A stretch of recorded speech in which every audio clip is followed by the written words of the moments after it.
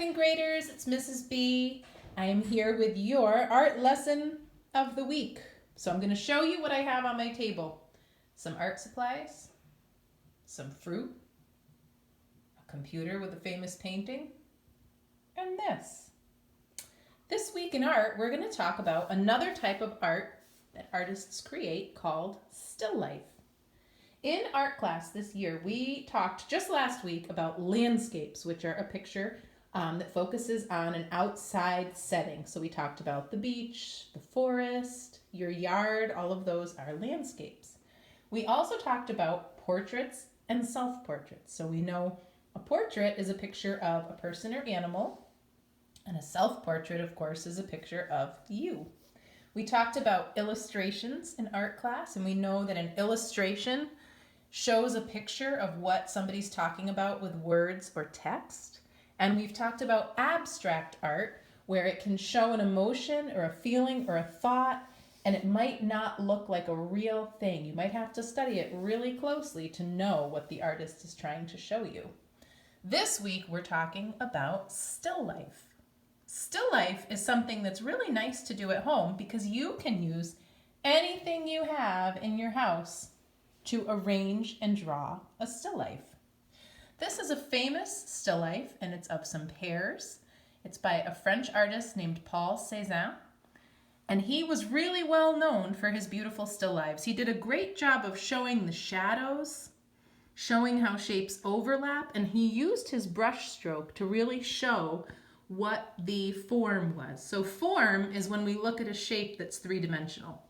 So a circle is flat. A sphere, like this clementine. Clementines are my favorite snack lately. A sphere is a 3D circle. And we also have a circle here that's a cylinder, a delicious glass of lemonade. So Paul Cézanne did a great job of showing form in his still lifes. So I want to show you some other ones. These two are by Vincent van Gogh, who you guys are familiar with from Starry Night.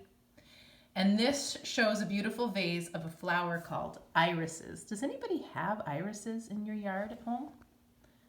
Irises are a beautiful blue, purple, white. I think I've even seen yellow ones before. They're gorgeous. And when I said you could draw anything you have and arrange it and make it a still life, anything that's not alive that you arrange and then make art by looking at is a still life. These are his shoes. Look at his beautiful brush strokes to show the 3D shape of those shoes. So we're going to look at one more by an artist I absolutely love. This is Georgia O'Keeffe. This is a still life we definitely could do living on the shoreline. These are some close-ups of some shells that Georgia O'Keeffe painted. Look at those gorgeous shadows. You almost feel like they're real.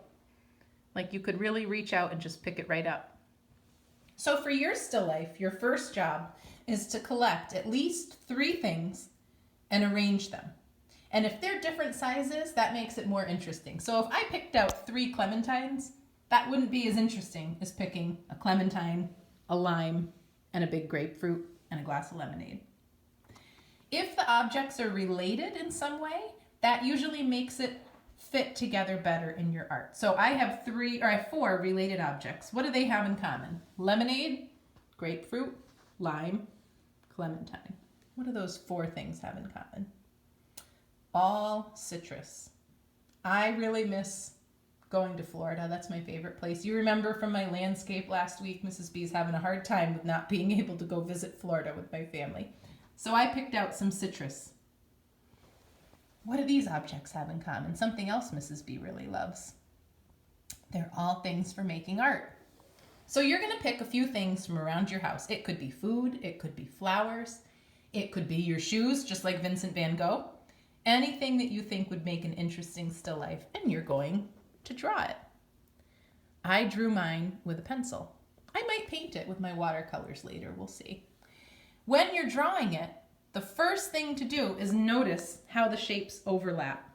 Overlapping is when one shape is in front of another shape. So we know the lime is closer because it's overlapping the grapefruit. We know that the lemonade glass is in the back because the fruits are all in front of it. So when I drew it, I drew the lemonade glass by itself, and then I added in the closest shape, which was my clementine, and then I added in my lime, and then in the back I added my grapefruit. So you are going to arrange and draw a still life this week. Anything that you have arranged in front of you that is not living is a still life. So arrange and draw your still life. I think it's best to start with pencil so you can erase if you want. And when you're finished drawing your still life, you can take it to the next level by adding paint or crayon or colored pencil or marker, adding some color to that still life. That's all I have. I really enjoyed seeing photos of your beautiful landscapes last week. If you want to send me a photo of your still life, that's awesome. If not, you can just click mark as done and tell me in the comment what objects were in your still life. So you could say, I drew lemonade, a grapefruit, a lime, and a clementine. That's all I have for now. I think I'm going to enjoy this lemonade and maybe I'll eat my clementine. Have fun making art. Miss you all so much.